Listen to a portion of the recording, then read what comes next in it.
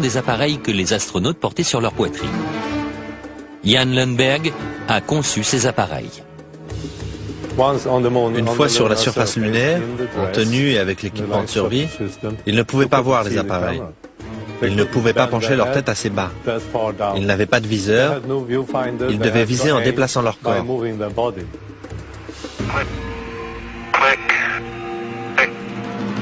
Si les appareils étaient si difficiles à manipuler, comment des milliers de photos ont-elles pu être prises avec une clarté cristalline et un cadrage précis? En apparence, ces photos prises sur la Lune sont absolument parfaites. Mais en les examinant de plus près, Kaysing a fini par découvrir certains défauts. Des erreurs malheureuses ont été commises qu'aujourd'hui on commence à découvrir. Principal problème, l'éclairage.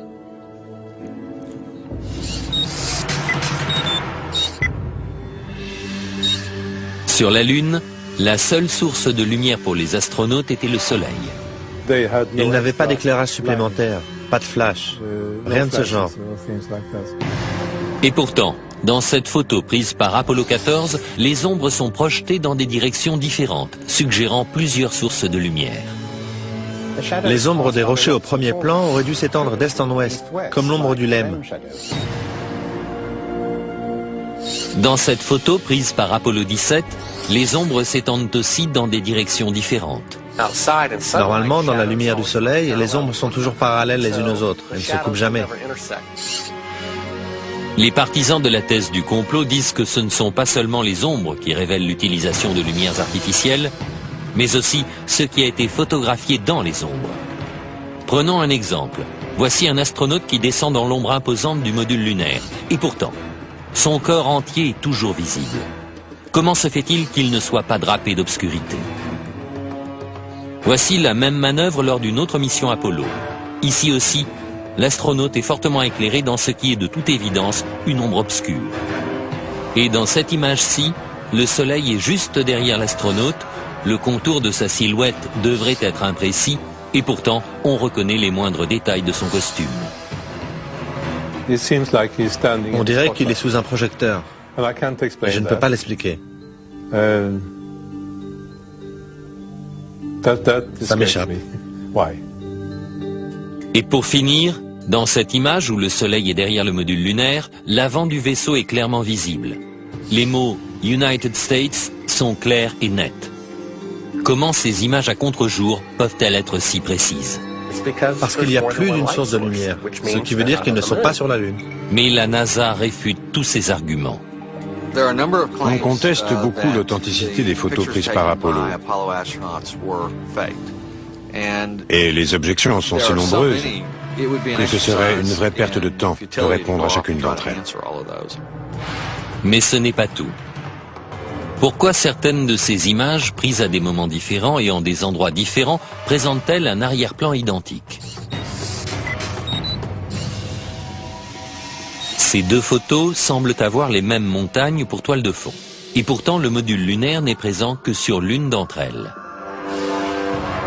Ce qui est tout simplement impossible puisque le LEM ne s'est jamais déplacé et que sa base est restée sur la Lune.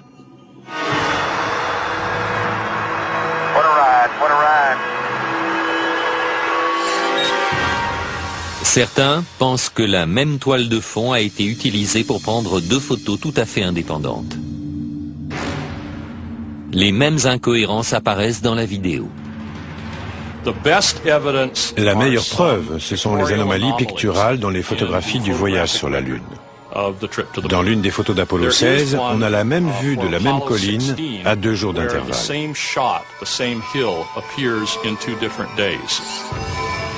Cette vidéo a été prise lors de la première des excursions lunaires d'Apollo 16.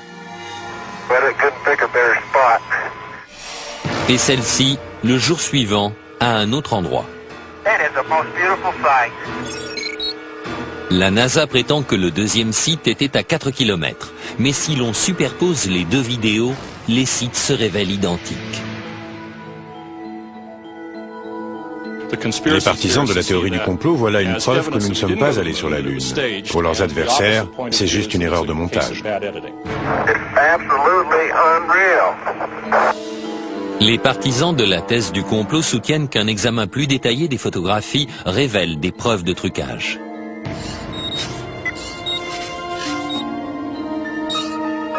Des croix étaient gravées dans les appareils photo, afin de repérer le haut de chaque image. Mais dans cette photo, le repère est derrière le patrouilleur lunaire. C'est impossible. Ça ne peut être que le résultat d'une manipulation technique. Et sur cette photo d'Apollo 11, le matériel au premier plan recouvre la croix. Ici, c'est le drapeau américain qui couvre l'une des branches. Et l'astronaute couvre l'autre. Questionnée sur ces photos et vidéos douteuses, la NASA nie en bloc les accusations. Il y a toutes sortes d'accusations, des plus sophistiquées aux plus ingénues. Il y a des arguments qui sont optiquement faux, physiquement faux, scientifiquement faux, historiquement faux. Il y a beaucoup d'âneries là-dedans. Mais quoi qu'en dise la NASA, les partisans de la théorie du complot maintiennent qu'Apollo était une supercherie. Après avoir regardé toutes les photos et tous les films, je suis absolument convaincu que nous ne sommes pas allés sur la Lune. Je suis prêt à jouer ma vie là-dessus. Et maintenant, la tragédie frappe le projet Apollo. Le projet pouvait être tué dans l'œuf. 3 astronautes sont morts dans une simulation de vol, mais était-ce un accident?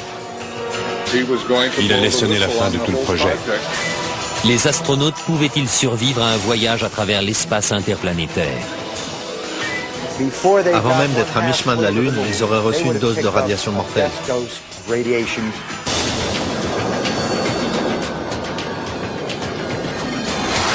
S'il y a vraiment eu complot, comment la NASA a-t-elle pu organiser une aussi vaste supercherie sans que quelqu'un ne tire la sonnette d'alarme de l'intérieur?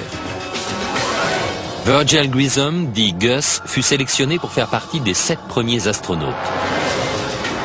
Père de famille et vétéran de plusieurs vols spatiaux, ce héros national allait sans doute être choisi pour être le premier homme à marcher sur la Lune. Mais Grissom était aussi un adversaire déclaré du programme spatial. Il aurait affirmé « Quelqu'un va être tué ». Malheureusement, les pires craintes de Grissom se sont réalisées. Le 27 janvier 1967, 2 ans avant le premier alunissage, Grissom et son équipe embarquèrent dans la capsule Apollo 1 pour une simulation grandeur nature. Les problèmes ont commencé presque immédiatement. D'abord avec les systèmes de communication.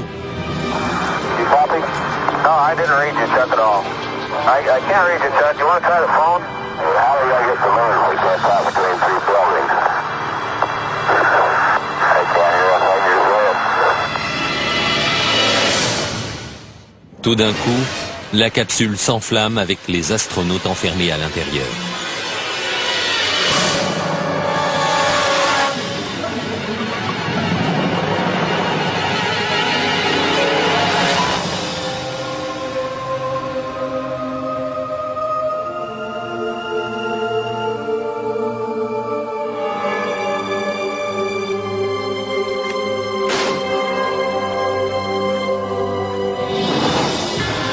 Gus Grissom,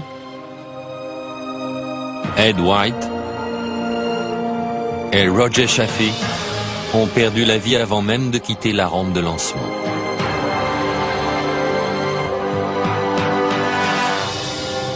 La famille de Gus Grissom pense que l'incendie d'Apollo 1 n'était pas un accident. Je crois que c'était un sabotage volontaire. Je me demande encore ce qu'on a découvert au cours de l'enquête sur l'accident et ce qu'on en a fait, si la CIA était impliquée ou le FBI ou d'autres. Mais je sais que c'était volontaire. La famille de Grissom ne sait pas qui est responsable de sa mort ni pourquoi ça s'est passé. Mais ils disent que la NASA est au courant. Vous savez, Gus a donné sa vie pour ce programme et je pense que c'est à la NASA de nous donner une réponse directe sur ce qui s'est vraiment passé. Gus Grissom et les astronautes d'Apollo 1 furent-ils les victimes d'un accident tragique Ou les a-t-on volontairement réduits au silence parce qu'ils en savaient trop ?